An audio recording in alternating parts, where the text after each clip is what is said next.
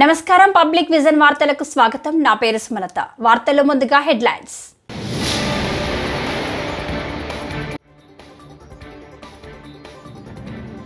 రష్యాలో పర్యటిస్తున్న భారత ప్రధాని మోదీ మాస్కోలో ప్రవాస భారతీయులను ఉద్దేశించి ప్రసంగం.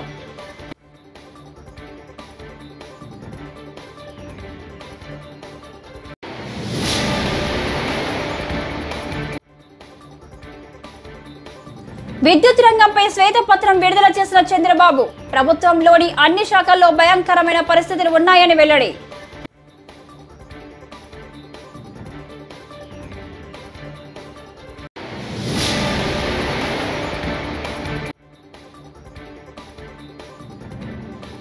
భోగపురం అంతర్జాతీయ విమానాశ్రయం నిర్మాణ పనులను పరిశీలిస్తున్న కేంద్ర మంత్రి కింజరాపు రామ్మోహన్ నాయుడు.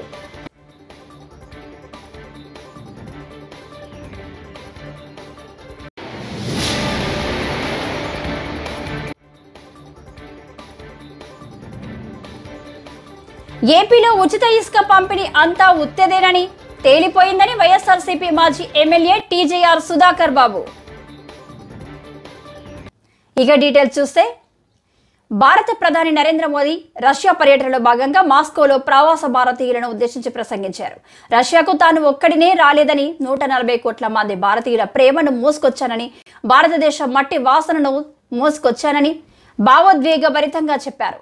ఇటీవలే తాను మూడోసారి ప్రధానమంత్రిగా ప్రమాణ స్వీకారం చేస్తానని, ఇక నుంచి 3 రెట్ల వేగంతో పనిచేయాలని నిర్ణయించుకున్నానని తెలిపారు.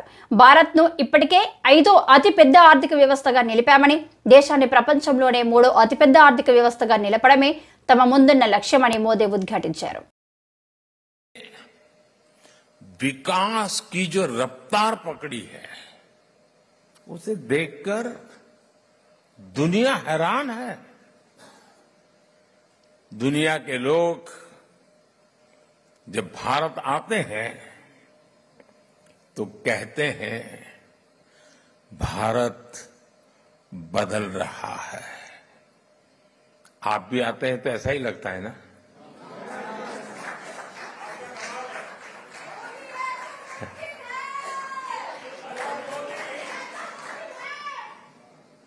वो ऐसा क्या देख रहे हैं? वो देख रहे हैं कि भारत का कायाकल्प, भारत का नवनिर्माण वो साफ साफ देख पा रहे हैं. जब भारत G20 जैसे सफल आयोजन करता है तब दुनिया एक स्वर से बोल उठती है, अरे भारत तो बदल रहा है. जब भारत सिर्फ ఏపీ ముఖ్యమంత్రి చంద్రబాబు ఈ మధ్యాహ్నం రాష్ట్ర విద్యుత్ రంగంపై శ్వేతపత్రం విడుదల చేశారు. ఈ సందర్భంగా ఆయన మాట్లాడుతూ ప్రజలు గెలవాలి, రాష్ట్రం నిలబడాలి అని పిలుపునిచ్చామని, ప్రజలు గెలిచి కూటమిని గొప్ప స్థానంలో నిలబెట్టారని కృతజ్ఞతలు తెలియజేశారు. ప్రభుత్వంలోని అన్ని శాఖల్లో భయంకరమైన పరిస్థితులు ఉన్నాయని తెలిపారు. శ్వేతపత్రాల ద్వారా ఆయా శాఖల గురించి ప్రజలందరికీ వాస్తవాలు చెప్పాలన్నదే తమ ప్రయత్నమని చంద్రబాబు స్పష్టం చేశారు. సమర్థమైన పాలన వల్లే పేదలకు మెరుగైన ప్రయోజనాలు అందుతాయని, బాధ్యత లేని పరిపాలన వల్ల అనేక కష్టాలు ఎదురవుతాయని వివరించారు. గత ప్రభుత్వం ఎంత నష్టం చేసిందో ప్రజలకు చెబుతున్నామని అన్నారు.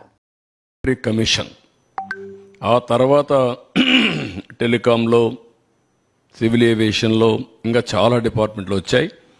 దేశంలోనే రిఫార్మ్లో మొట్టమొదటి రెగ్యులేటరీ కమిషన్ పవర్ సెక్టర్లో వచ్చింది. అది కూడా మన ఆంధ్రప్రదేశ్లో వచ్చింది. ఈ రిఫార్మ్ ఫలితమే జనరేషన్ కంపెనీలు, ట్రాన్స్మిషన్ కంపెనీ, డిస్ట్రిబ్యూషన్ కంపెనీస్ ఒకప్పుడు 5 ఉండేటివి, ఇప్పుడు 3 ఉన్నాయి. కంబైన్డ్ ఆంధ్రప్రదేశ్లో 5 డిస్ట్రిబ్యూషన్ కంపెనీస్ ఉండేటివి. హైదరాబాద్, వరంగల్, తెలంగాణకి వెళ్ళిన తర్వాత ఉత్తరాంధ్ర, ఇక్కడ వచ్చే కొద్దిగా విజయవాడ, ఇక్కడ వచ్చే తిరుపతి, ఒకప్పుడు అనంతపురం ఉండేటివి. ఇన్ని 3 ఉన్నాయి. ఇప్పుడు 3 ఉన్నాయి. ఇప్పుడు ఇంకా నేను స్టడీ చేసుకుంటున్నాను, వల్ల సబ్జెక్ట్ని రీకలెక్ట్ చేసుకోవడం. ఇక్కడికి వచ్చేటప్పుడు ఎనర్జీ డెఫిషిట్ రెడ్యూస్ టు 1.5 2003-04 వచ్చాం. కంపేర్ టు 7.1% అట్ నేషనల్ లెవెల్లో ఉండేది. అంటే ఆల్మోస్ట్ ఆల్ పవర్ సర్ప్లస్కు 2003-04 రీచ్ అయ్యాం. అంత మునుపైతే హైదరాబాద్లో కమ్యూనిస్టులు ఇక్కడ ఉంటారు, ఒకరిద్దరు మీడియా వాళ్ళు, రాఘవరెడ్డి ఉండేవాళ్ళు. ఏప్రిల్ వస్తే అసెంబ్లీ బడ్జెట్ సమావేశాలు 40-45 రోజులు. 45 రోజులు ఆయన నల్గొండ నుంచి మొత్తం మనుషులు తీసుకొచ్చి ఏపీఎస్సీబీ ఖైరతాబాద్లో మెయిన్ రోడ్డు అక్కడ పెట్టేసేవారు. అసెంబ్లీ మొత్తం స్టాల్వ్ అయిపోయేది. ఆ రోజంతా చర్చ దాని. ఏపీలో ఉచిత ఇసుక పంపిణీ అంతా ఉత్తదేనని తేలిపోయిందని వైఎస్ఆర్సీపీ మాజీ ఎమ్మెల్యే టీజీఆర్ సుధాకర్ బాబు అన్నారు. ఆయన మంగళవారం ఏపీ సర్కార్ చేస్తున్న మోసంపై మాట్లాడారు. చంద్రబాబు మరోసారి ప్రజలను మోసం చేశారు. స్టాక్ యార్డుల దగ్గర ప్రభుత్వమే రేట్లు వివరిస్తూ ఫ్లెక్సీలు పెట్టింది. దీన్ని ఉచిత ఇసుక అంటారా? రీచ్ల దగ్గర వసూలు చేసే డబ్బంతా ఎవరి దగ్గర ఉంచుతుంది? గతంలో 750 కోట్లు ప్రభుత్వానికి వచ్చింది. ఇప్పుడు ఆ డబ్బంతా టీడీపీ నేతల జేబుల్లోకి వెళ్తుంది. 2014-19 మధ్య చేసిన అక్రమాలే మళ్లీ ఇసుక పేరుతో చేస్తున్నారు అన్నారు. అన్ని కూడా రీచ్ల్లో కట్టాలని మళ్ళీ ఒక కొత్త జీవోని మన ముందుకు తెచ్చారు. మేనిఫెస్టోలో పెట్టిన హామీలకు తూట్లు పొడటం ఇదేం కొత్త కాదు. టీడీపీ కూటమి ఆధ్వర్యంలోని ప్రభుత్వం ఆ ఎన్నికల మేనిఫెస్టోలో హామీలన్నింటినీ తూట్లు పొడుచుకుంటూ ముందుకెళ్తుంది. ఉచితంగా ఇస్తానన్న చంద్రబాబు నాయుడు గారు మరోసారి ప్రజలందరినీ బోల్తా కొట్టించాడు. ఇసుక ఉచితంగా ఇవ్వకపోగా స్టాక్ యార్డుల వద్ద దారుణమైన రేట్లతో ఇసుకను విక్రయిస్తున్నట్టుగా అఫీషియల్గా ప్రకటించేశారు. స్టాక్ యార్డుల దగ్గర వారి ఫోటోతో ప్రభుత్వం ఆధ్వర్యంలో ఇసుక అమ్మబడును అని నా దగ్గర ప్రభుత్వం ప్రదర్శించిన ఓ ఫ్లెక్సీని రాష్ట్ర ప్రజల సమాచారం కోసం మరియు మీడియా మిత్రుల కోసం మేము చూపించడానికి చేస్తూ నూతన ఉచిత ఇసుక విధానం 2024 సామాన్యులకు అందుబాటులో ఇసుక నర్సీపట్నం గబ్బాడ ఇసుక డిపోలో 1225 రూపాయలకు అమ్ముతున్నట్లుగా ప్రకటించారు. ఇప్పుడు దీన్ని ఉచితం అందామా? చంద్రబాబు నాయుడు గారు ఉచితంగా ఇస్తానన్న హామీ ఏమైంది?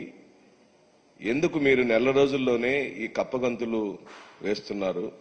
కారణం ఏంటో ఈ రాష్ట్ర ప్రజలకు చెప్పమని ఈ సందర్భంగా నేను వైఎస్ఆర్ కాంగ్రెస్ పార్టీ తరఫున మీ అందరి ద్వారా డిమాండ్ చేస్తూ, వైఎస్ఆర్సీపీ ప్రభుత్వంలో ప్రజలు చెల్లించిన ధర నేరుగా ప్రభుత్వ ఖజానాకి సుమారుగా 750 కోట్ల రూపాయల ఆదాయం వచ్చింది. సంవత్సరానికి 750 కోట్లు 5 సంవత్సరంలో ఎంత ఇది అయి ఉంటుందో మీరు గమనించమని చెప్పి అడుగుతూ, ఇప్పుడు ఈ రీచ్ల దగ్గర వసూలు చేసే డబ్బులన్నీ కూడా ఎవరి దగ్గరికి వెళుతున్నాయి? ఆ 750 కోట్ల రూపాయలు సంవత్సరానికి వైఎస్ఆర్ కాంగ్రెస్ పార్టీ ప్రభుత్వంలో రికార్డెడ్ గా ప్రభుత్వానికి వచ్చిన 750 రూపాయల డబ్బులు ఇప్పుడు తెలుగుదేశం పార్టీ నాయకుల యొక్క జేబుల్లోకి వెళ్తున్న మాట నిజమా కాదా? ఇసుక విషయంలో చంద్రబాబు చేసినట్లుగా మోసాలను ఎవరు చేయలేరు. గత ప్రభుత్వంలో 2014-19 కాలంలో వాళ్ళు చేసిన ప్రతి వైలేషన్, ఇసుక తవ్వకాల విషయంలో కానీ, అనేకమైన జీవోలు రిలీజ్ చేయడంలో కానీ హైకోర్టు తప్పుపట్టింది, గ్రీన్ ట్రిబ్యునల్ తప్పుపట్టింది. 2019లో ప్రజల యొక్క తీర్పును కూడా తెలుగుదేశం పార్టీ ఎదురు.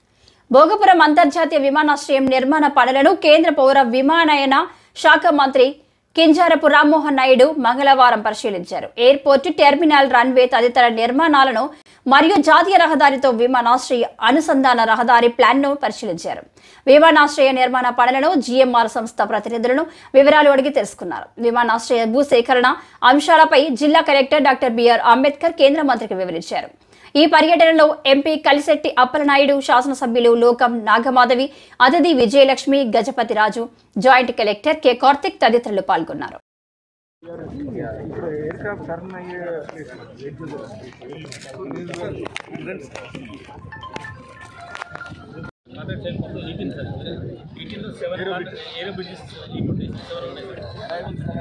Arrival ఇక్కడ దిగిన తర్వాత మళ్ళీ 1 లెవెల్ పైకి వెళ్తారు. జూన్ 9న సివిల్ ఏవియేషన్ మినిస్టర్గా పదవీ బాధ్యతలు స్వీకరించిన తర్వాత మొట్టమొదటిసారిగా మన ఉత్తరాంధ్రకి గుండెకాయలాగా ఉన్నటువంటి ఎయిర్పోర్ట్ ప్రాజెక్టు భోగాపురం ప్రాజెక్టుని సందర్శించడం జరిగింది. మరి ఈ కార్యక్రమానికి నాతో పాటు మరి స్థానిక ఎమ్మెల్యే గారు మాధవి గారు, అలాగే మన ఎంపీ గారు కలిసి టప్పలనాయుడు గారు, మరి అలాగే ఎమ్మెల్యే మన విజయనగరం అదితి గారు, కలెక్టర్ గారు, మరి జేసీ గారు, బంగారరాజు గారు, చాలామంది ప్రజాప్రతినిధులు జిఎంఆర్ నుంచి ఎల్ఎన్టీ నుంచి అక్కడ ఉన్నటువంటి స్టాఫ్ మెంబర్స్ అందరితో కూడా కలిసి ఈరోజు సందర్శించడం జరిగింది. మరి ముఖ్యంగా నేను సెంట్రల్ మినిస్టర్ సివిల్ ఏవియేషన్ అయిన తర్వాత కూడా నా టాప్ ప్రయారిటీగా ఈ భోగాపురం ప్రాజెక్ట్ పెట్టుకున్నాను. ఎందుకనంటే రేపు ఉత్తరాంధ్ర అన్ని విధాలుగా అభివృద్ధి చెందాలనంటే ఉత్తరాంధ్రకి సెంటర్లో గుండెకాయలాగా ఉన్నటువంటి ఈ ప్రాజెక్ట్ని ఎంత శరవేగంగా మన ఎయిర్పోర్ట్ని మనం ప్రారంభోత్సవం చేసుకోగలిగితే ఇక్కడ ఎకనామిక్ యాక్టివిటీ అంతా కూడా బూస్ట్ అవుతుంది, మన పిల్లలకి ఉద్యోగాలు వస్తాయి, అలాగే ఇక్కడ ఉన్నటువంటి ఎకానమీకి కూడా చాలా మంచి జరుగుతుందనే ఆలోచనతో దీని మీద ప్రత్యేక దృష్టి పెట్టడం జరిగింది. ఢిల్లీలో కూడా మా సివిల్ ఏవియేషన్ తరఫున కొన్ని రివ్యూ మీటింగ్స్ పెట్టుకున్నాం, కానీ ఫిజికల్గా కూడా సైట్కి కూడా విచ్చేసి చూడాలనే ఆలోచనతో ఈరోజు సందర్శించాం. మరి ఈ యొక్క ప్రాజెక్టు తాలూకా చరిత్ర మీరు చూసుకుంటే 2015లో అప్పుడు కూడా మన విజయనగరం ఎంపీగా ఉంటూ మినిస్టర్గా ఉన్నటువంటి మన అశోక్ గజపతిరాజు గారు సివిల్ ఏవియేషన్ మినిస్టర్గా ఉన్నప్పుడు చంద్రబాబు ఏపీలో కాంగ్రెస్ పార్టీ ఏనాడో భూస్థాపితమయ్యింది. అలాంటి పార్టీ ఇప్పుడు చంద్రబాబు నాయకత్వంలో పనిచేస్తుందన్నారు వైఎస్ఆర్సీపీ అధికార ప్రతినిధి కనుమూరి రవిచంద్రారెడ్డి.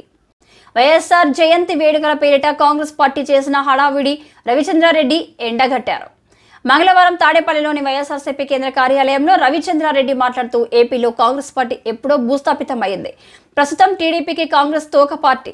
ఏపీలో చంద్రబాబు నాయకత్వంలోనే కాంగ్రెస్ పార్టీ నడుస్తుంది. కేవలం తన అన్న జగన్ మీద కోపంతోనే షర్మిల పార్టీ నడుపుతుంది. వైఎస్ఆర్ మీద అంత మమకారం ఉంటే ఆయన పేరును చంద్రబాబు తొలగిస్తుంటే షర్మిల ఎందుకు మాట్లాడడం లేదు అని ప్రశ్నించారు. 75 సంవత్సరాల బర్త్డే వేడుకలు, వైఎస్ఆర్ గారి జయంతి వేడుకలు నిన్న ఏదైతే గొప్పగా ఆంధ్రప్రదేశ్ మొత్తం కూడా సెలబ్రేట్ చేసుకుందో దానికి సంబంధించి ముఖ్యంగా వైఎస్ఆర్సీపీ పార్టీ శ్రేణులన్నీ కూడా గ్రామాన మండల హెడ్ క్వార్టర్స్ లో, ప్రతి నియోజకవర్గంలో, ప్రతి జిల్లా హెడ్ క్వార్టర్లో, ప్రతి నగర కార్పొరేషన్లో, సెంట్రల్ ఆఫీస్తో సహా ప్రతి దగ్గర కూడా జెండా ఎగరేయడం, వైఎస్ఆర్ గారిని అభిమానించే అందరూ కూడా పూర్తిగా ఏదైతే అద్భుతంగా 75 సంవత్సరాల జయంతిని జరిపారో దానికి సంబంధించి పేరు పేరున వైఎస్ఆర్సీపీ శ్రేణులకు, కార్యకర్తలకు, నాయకులకు మేము శుభాభినందనలు తెలియజేసుకుంటూ ధన్యవాదాలు తెలియజేసుకుంటున్నాం.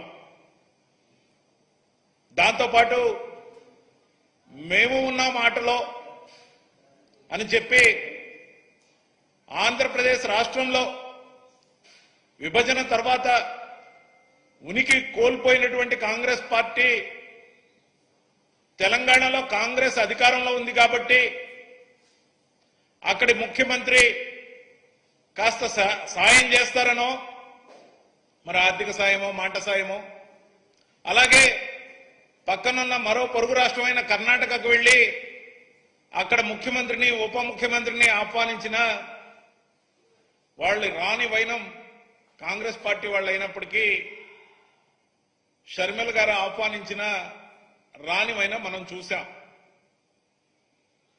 కాస్త ఘనంగా జరపాలనుకుని ఏదైతే వాళ్ళ తాపత్రయం ఏదైతే ఉండిందో నిన్నటి రోజున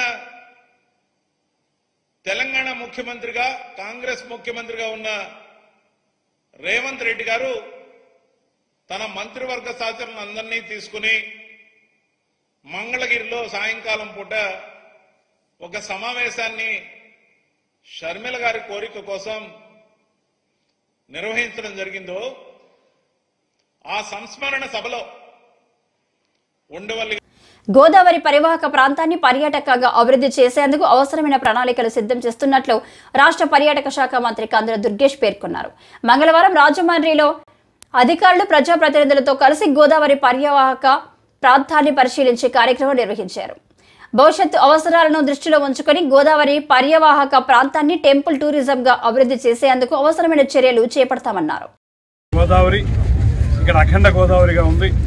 ఈ అఖండ గోదావరిని పరిరక్షించుకోవడం ఏ రకంగా చేయాలి, అదేవిధంగా రాబోయే పుష్కరాలకి మనకు ఉన్నటువంటి ఘాట్లన్నింటినీ కలుపుకుని మరిన్ని ఘాట్లను కూడా ఏర్పాటు చేసుకుని భక్తులందరికీ కూడా వీలుగా ఉండే విధంగా పుష్కరాలను ఎలాగ మనం నిర్వహించుకోవాలనేటువంటి అంశం మీద, అదేవిధంగా ఏదో తాత్కాలిక ప్రాతిపదిక మీద కాకుండా ఒక దీర్ఘకాలిక ప్రయోజనాలు సిద్ధించే విధంగా ఒక పర్మనెంట్గా ఉండేటువంటి విధంగా గోదావరి పరిరక్షణ ఒక కార్యక్రమం, అదేవిధంగా పుష్కరాల నిర్వహణ ఒక కార్యక్రమం, అదేవిధంగా పుష్కరాలకు వచ్చేటువంటి క్రౌడ్ మేనేజ్మెంట్ ఒక కార్యక్రమం, ఆ తర్వాత ఇక్కడ ఉండేటువంటి హాస్పిటాలిటీ ఏ రకంగా వచ్చేవారందరికీ కూడా వసతి కల్పించాలనేటువంటిది మరొక విషయం. ఇలా చూసుకుంటే అన్ని దీనికి సమకూరేటువంటి విధంగా ఒక దీర్ఘకాలిక ప్రణాళిక తయారు చేయడానికి వీలుగా ఇవాళ ఈ పుష్కరాల వరకు మాత్రమే పరిమితం కాకుండా పర్యాటకం కూడా అభివృద్ధి చెందే విధంగా ఒక దీర్ఘకాలిక ప్రణాళిక తయారు చేయడానికి ఇవాళ ఘాట్లన్నింటినీ కూడా సందర్శించడం జరిగింది. కేంద్ర మంత్రిగా ఉన్నటువంటి గతంలో ఉన్నటువంటి శ్రీమతి పురంధేశ్వరి గారు, మా సీనియర్ ఎమ్మెల్యే బుచ్చ చౌదరి గారు, వాసు గారు, నేను అందరం కలిసి ఈ కార్యక్రమాలన్నింటినీ పర్యవేక్షించాం.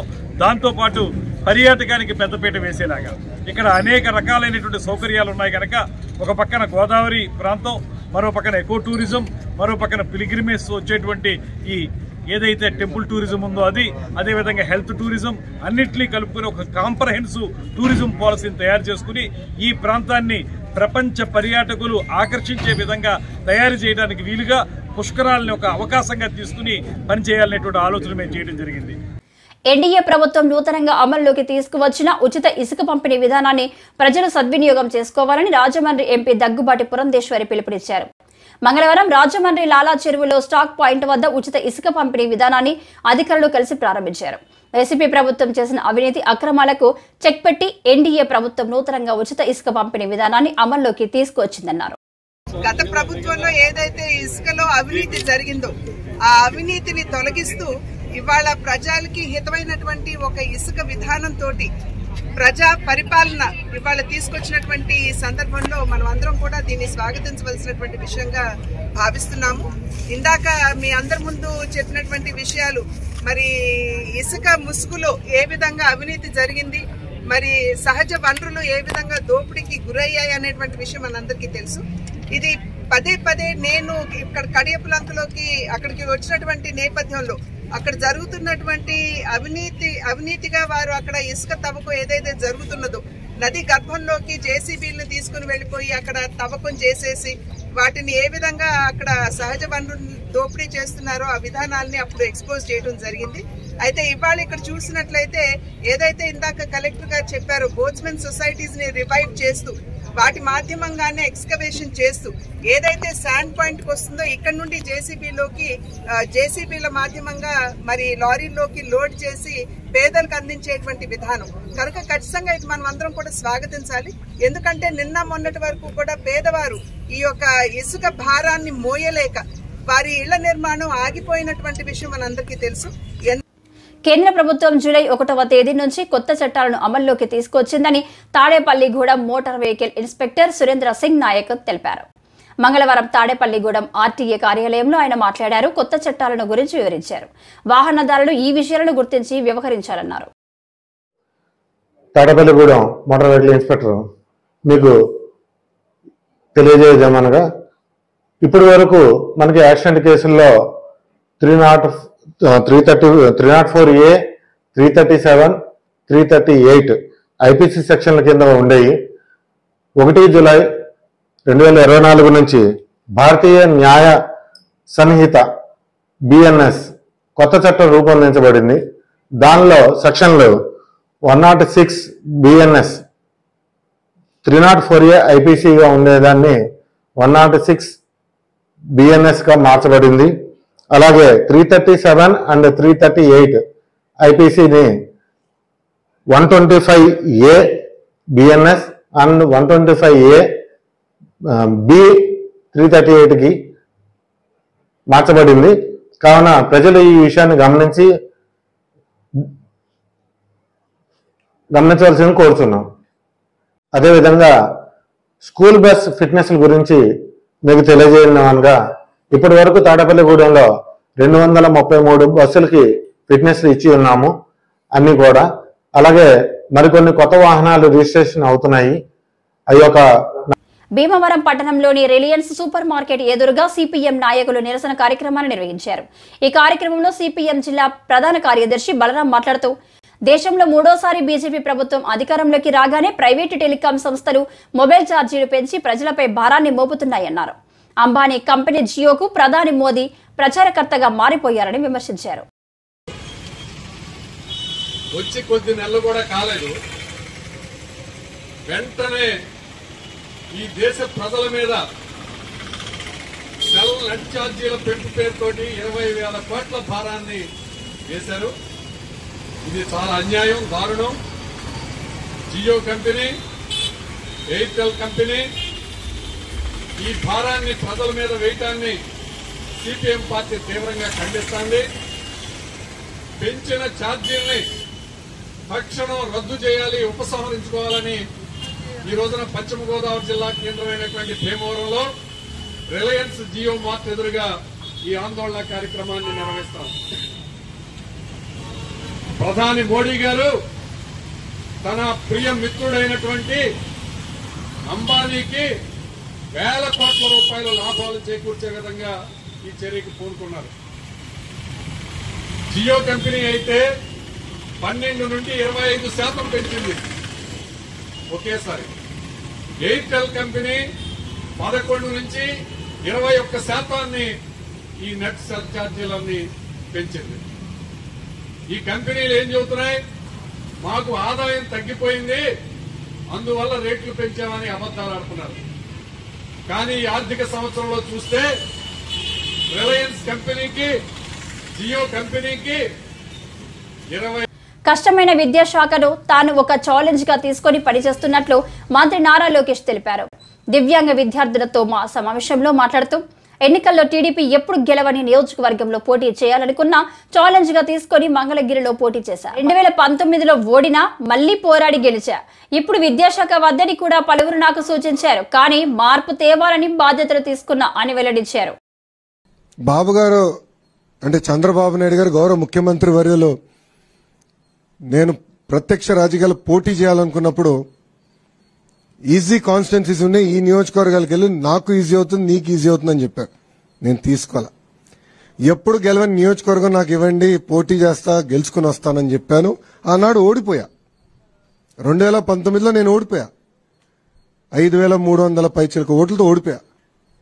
కానీ ఓడిపోయిన రోజు దగ్గర నుంచి మొన్న ఎన్నికలయ్యే వరకు అంటే 5 సంవత్సరాలు అక్కడనే కష్టపడ్డా, అక్కడనే పోరాడా, ఒక ఛాలెంజ్ తీసుకుని ఎట్టి పరిస్థితుల్లో మళ్ళీ గెలవాలి అన్న లక్ష్యంతో పనిచేశా. నేను విద్యాశాఖ మంత్రి అవుతున్నానని న్యూస్లో వచ్చినప్పుడు ఎంతో మంది నాకు ఫోన్ చేశారు. ఎందుకు సార్ అంత కాంప్లికేటెడ్ శాఖ, ఐటీ ఇండస్ట్రీస్ ఎన్ని ఈజీగా ఉంటాయి, మీరు అదే తీసుకోండి, ఇది మీకు కష్టమైన పని అని చెప్పారు. కానీ నేను ఒప్పుకోలా. ప్రజల జీవితంలో ఒక మార్పు తీసుకురావాలి, కష్టపడాలి, మనలాంటి యువకులు కీలకమైన శాఖలో ఉండాలి, యువత ఎదుర్కొన్న సమస్యలు నేను నేరుగా తెలుసుకునే పాదయాత్రలో అందుకే కష్టమైన శాఖ నేను తీసుకుంటాను, ఒక ఛాలెంజ్ గా తీసుకుంటానని ఆనాడు నిర్ణయించా. ఇది మీ అందరికి ఎందుకు చెప్తున్నానంటే జీవితంలో మనకు అనేక పరీక్షలు పెడతాడు దేవుడు, అన్ని రకాల పరీక్షలు పెడతారు, కానీ జయించే శక్తి కూడా మనకిస్తాడు. కలిసికట్టుగా మనందరం పోరాడితే ఎవ్రీథింగ్ ఇస్ పాసిబుల్. ఈరోజు మన ప్రభుత్వం ఒక లక్ష్యంతో పనిచేస్తుంది. పేదరికం లేని ఆంధ్ర రాష్ట్రం, రాబోయే 5 సంవత్సరాలు 20 లక్షల మందికి ఉద్యోగాలు కల్పించాలనేది ఒక లక్ష్యంగా పెట్టుకున్నాం. నేను ఇతర రాష్ట్ర మంత్రులతో మాట్లాడా, అమెరికాలో ఉన్న లెఫ్టినెంట్ గవర్నర్స్ తో మాట్లాడా. వాళ్ళందరూ ఆశ్చర్యపోతున్నారు, ఇన్ని ఉద్యోగాలు మీరు చేయగలుగుతారా అని, తీసుకురాగలుగుతారా అని. గతంలో తీసుకొచ్చాం, మేము చూపించాం. గతంలో 5 సంవత్సరాల్లో దాదాపు 7 లక్షల ఉద్యోగాలు తీసుకొచ్చాం. సో ఒక లక్ష్యంతో పనిచేస్తున్నాం. దాంట్లో భాగంగా కేజీ నుంచి పీజీ వరకు విద్యలో సంస్కరణలు తీసుకురావాలి, మార్పు తీసుకురావాలి లక్ష్యంతో ఒక బాధ్యత నేను స్వీకరించాను. బాబు గారు ఎప్పుడు ప్రజల పరిపాలన ఉండాలని చెప్తారు. మా అందరికి కూడా మినిస్ట్రీస్ కేటాయించిన తర్వాత మేము అందరం కలిసాం. ప్రజలు ఎదుర్కొన్న సమస్యలు మీరు తెలుసుకోండి, ప్రజల సమస్యలు మీరు పరిష్కరించండి అని చెప్పారు. నా నంబర్ను ఎక్కడ సంపాదించావు నాకు తెలియదురా స్వామి. పెట్టాడు, ఆ రోజు బాధ కలిగింది. ఏదో దీనికి సొల్యూషన్ ఉండాలి, ఏం చేయాలని ఆలోచించాం. నాకు మెసేజ్ పెట్టినండి, నేను ఇమ్మీడియట్గా నా ఓఎస్డీ గారు చెప్పా, శశి సార్ని లేపాను, ఎటోగా సొల్యూషన్ ఎతకాలి. అప్పుడు నిధి గారు ఏకంగా జేఈతో డైరెక్ట్గా మాట్లాడి ఏం చేయాలి, పరిష్కారం మార్గం ఏంటని ఎత్తుకాను. 2-3 సార్లు మీతో మాట్లాడడం కూడా ఏంటి, వాట్ ఈస్ ద సొల్యూషన్ అని. సో మన అందరిలో ఆ శక్తి ఉంది. సో ఈ ప్రభుత్వంలో చాలా స్పష్టంగా ప్రజలకు కావాల్సిన ప్రభుత్వం, ప్రజలకి జవాబుదారీతనం ఉండాలి, అందుబాటులో ఉండాలి. ప్రజలు ఏ సమస్య ఏదో పరిష్కారం ఎత్తుకుతున్నారో అది అందించాల్సిన బాధ్యత మంత్రులపైన ఉంది. వాస్తవంగా నేను ఎంత కష్టపడినా ఈ 5 సంవత్సరాలు ఈ రోజు ఈవెంట్ నేను మర్చిపోలేను. ఎందుకంటే మీ తల్లిదండ్రులు అందరు నవ్వుతా, నేను ఈ రూమ్ లో అడుగు పెట్టినప్పుడు నవ్వుతా నన్ను పలకరించారు. నాకు తెలుసు, వాస్తవంగా నేను స్టాన్ఫర్డ్ ఎంబీఏకి అప్లై చేసినప్పుడు నాకు వస్తున్నాను అనుకోలే. 3 యూనివర్సిటీస్కి అప్లై చేశా, స్టాన్ఫర్డ్ లీస్ట్ ఛాన్స్ అనుకున్నా. కానీ ఎప్పుడైతే నాకు ఇంటర్వ్యూ లెటర్ వచ్చిందో ఇంట్లో చెప్పా, ఇట్లా ఇంటర్వ్యూ లెటర్ వచ్చింది. నా తల్లిలో నా నవ్వున ఈ రోజు కూడా మర్చిపోలేను. దాని తర్వాత ఎప్పుడైతే నాకు అడ్మిషన్స్ లెటర్ వచ్చిందో, డీన్ ఆఫ్ అడ్మిషన్స్ నాకు లెటర్ వచ్చింది, అది చూపించాను. చంద్రబాబు నాయుడు గారు కూడా గర్వంగా ఆ రోజు ఫీల్ అయ్యారు. సరే, అట్లానే మీ తల్లిదండ్రులు కూడా ఎంత గర్వంగా ఉన్నారో వెనకాల నేను చూస్తున్నా. నిజంగానే నాకు చాలా సంతోషం కల్పించింది. ఈ వార్తలు ఇంతటితో సమాప్తం. నమస్కారం.